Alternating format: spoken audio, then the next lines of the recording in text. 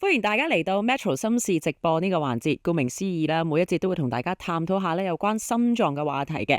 咁今次咧好開心啦，可以請嚟咧就係我哋心臟專科醫生江振昌醫生嚟到同我哋傾下偈嘅。江醫生你好。係，可以你好。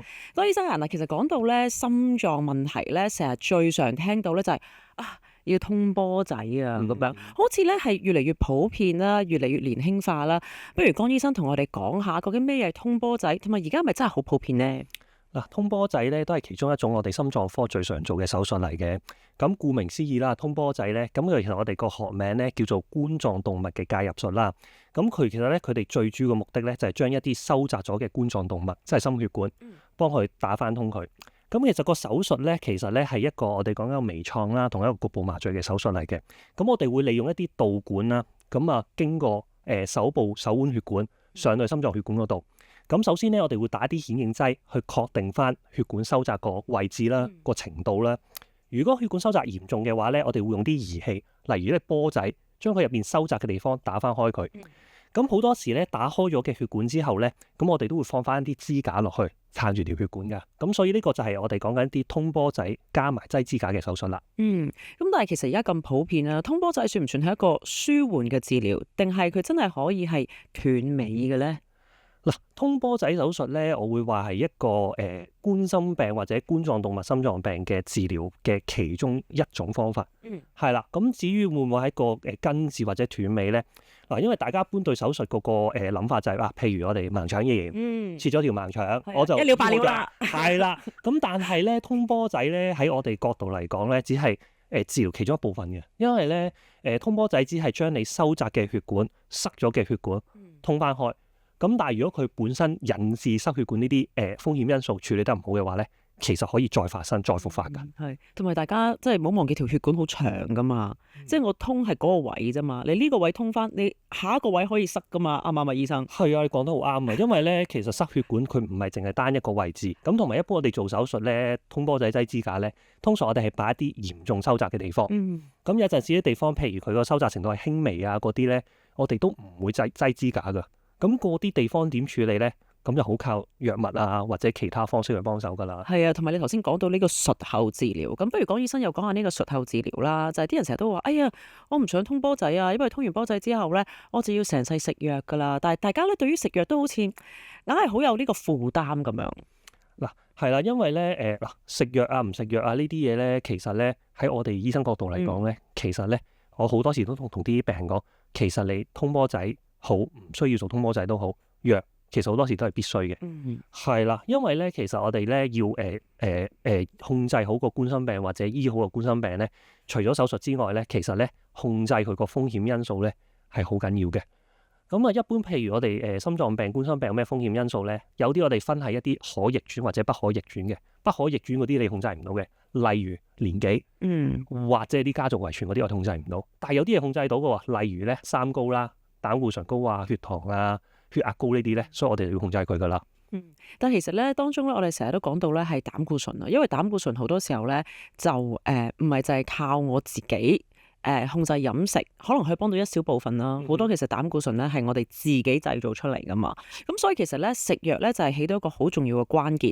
咁但係係咪大家成日都會覺得食藥會唔會副作用啊，或者我要長期食啊？即係但係其實咧你唔食嗰個後遺症或者唔食嗰個即係嗰個唔好嘅作用係更加大咯，醫生。係啊，你講得好啱啊，因為咧有陣時咧膽固醇高呢個問題啦，有一陣時我哋遇着一啲好年輕患有冠心病要通波仔嗰班人咧，有機會可能佢係真係純粹因為膽固醇高或者家族遺傳膽固醇高，佢個壞膽固醇高得好犀利，而引致呢啲情況嘅。咁咧，如果呢啲病人咧，佢唔控制個膽固醇嘅話咧，佢長遠個翻發機率會高啦，好多時要再通波仔啦。咁甚至乎可能佢嘅血管越塞越差，所以控制膽固醇呢樣嘢好緊要，同埋呢一樣嘢係長期可以話好長遠嘅一件事。係啦，即係譬如我係咪需要長期食膽固醇藥咧？好多時如果你係因為膽固醇高引致塞血管而通波仔嘅話咧，我都幾肯定可以答你，其實你需要長期食膽固醇藥。同埋都要將個膽固醇控制喺一個幾嚴格嘅水平咧，先至可以幫你將來減低可能復發機會啊、翻塞機會啊咁樣樣噶。嗱，我哋講下咧，即係膽固醇控制一個嚴格水平啊，因為我知道其實每個人咧對於呢個膽固醇水平其實係唔同嘅，即係可能我好後生好健康，其實你嘅膽固醇控制嗰個度數啦，同我本身已經有翻60歲以上或者已經通過波仔又好唔同嘅喎，江醫生。係啊，咁其實咧有啲即係研究啊，或者其實有啲心臟醫學會嘅建議啦。咁其實咧好多時我哋要求個膽固醇水平壞膽固醇啦，或者我哋叫低密度膽固醇啦，要求佢去到幾低咧？其實我哋會睇翻咧每個人佢個風險因素，譬如一啲一般健康嘅成年人，佢對要求咧通常比較寬鬆啲嘅。咁我哋通常可能建議佢，如果個壞膽固醇、低密度膽固醇啦個水平可能 keep 到細過3.0已經合格㗎啦。咁但係調轉頭一啲比較多風險因素，例如有啲人血壓高，有啲人有糖尿病、有腎病，甚至乎真係好似我哋遇到而家呢啲有冠心病嘅病人通過波仔，咁佢哋要求要更低。例如我哋可能要求一啲通波仔做過手術嘅病人咧，佢個壞膽固醇低過1.8，係啦。咁而家其實咧最新嘅建議咧，如果有啲人係反覆可能試過幾次冠心病、心臟病發，或者佢除咗心血管以外，第二啲地方血管，例如一啲我哋叫腳嘅血管啊、腦血管都有收窄嘅話咧，我哋甚至乎要求佢個壞膽固醇降到1.0或以下㗎。哇，其實呢啲一定要係食藥幫手喎，好難靠自己去控制飲食就達到呢個水平。係啊，因為咧即係講嗰陣時啲膽固醇，除咗係一啲日常生活攝取以外咧，有部分係自己製造出嚟啦。咁同埋有啲人膽固醇高咧，未必真係後天嘅，有啲人先天嘅。因為我哋預着有啲人可能全家家族遺傳膽固醇高，好後生就膽固醇高。嗰啲咧有陣時我都會講笑同佢講，就算你唔食嘢啊，你膽固醇都係高㗎啦。咁嗰啲真係好需要藥物幫助㗎。但係其實咧，醫生你提到幾次啦，就係咧通完波仔有機會再通，好視乎你個術後治療。不如又講下術後點樣可以好好治療啊？有啲咩我係必須要做啊？係咪之後我就唔使再睇醫生，定還是我要 keep 住 check up 咧？係啦，咁其實都講過啦，通波仔唔係一件根治嘅手術啦。咁其實你要長期去控制翻一啲危險因素啦。咁咧有咩方法可以即係做完術後手術之後可以減低啲翻發機會咧？咁我哋通常分係藥物治療方式同埋啲非藥物治療方式啦。咁藥物治療方式好簡單啦。咁做完手術有啲藥物係必須食嘅，例如一啲我哋叫抗血小板藥物啦，係啦。咁嗰啲幫助啲血液流通啊，減低你再心臟病發機會啦。第二降膽固醇藥啦。咁講過睇翻你本身個膽固醇水平係幾多，你要求膽固醇個水平去到幾多？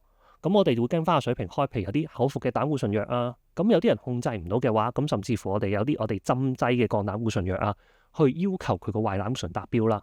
咁至於如果佢有其他情況，例如糖尿啊、血壓都要控制啦。咁所以呢啲係藥物性嘅治療，但係非藥物性嘅治療咧，即係例如一啲類似一啲生活習慣改變，例如咩咧？戒煙。係啦，咁食煙一定係對心血管唔好噶啦。仲有運動係啦，運動啊幫助可以改善你血壓、血糖、膽固醇，同埋運動咧好多時個人心情會開心啲啊。係啊，其實咧有陣時壓力過大啊、情緒唔好啊，其實呢啲都會增加心血管病機會㗎。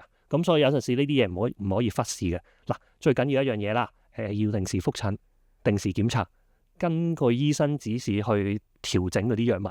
就唔好話通完波仔冇事發生，冇嘢唔舒服好開心，唔可以咁樣㗎。呢啲係啲長期慢性病嚟㗎。明白，即係其實我哋頭先咪後咧都有同江醫生講到啦。喂，通波仔好似越嚟越年輕化喎。其實唔係啊，係因為我哋而家香港人真係好注重自己健康。我哋早咗去做檢查，就發覺咦有啲指數可能唔係咁靚仔啦，可能已經開始好早就開始食藥啦，或者可以早啲去做通波仔啦。所以其實我哋係全球人手最高嘅地方咧，唔係浪得虛名。係啊，所以即係及早檢查、及早發現，如果可以食藥控制咗，可以避免咗做手術嘅話咧。其實預防係勝於治療嘅。好，唔該晒江醫生今日嘅分享。多謝晒，拜拜。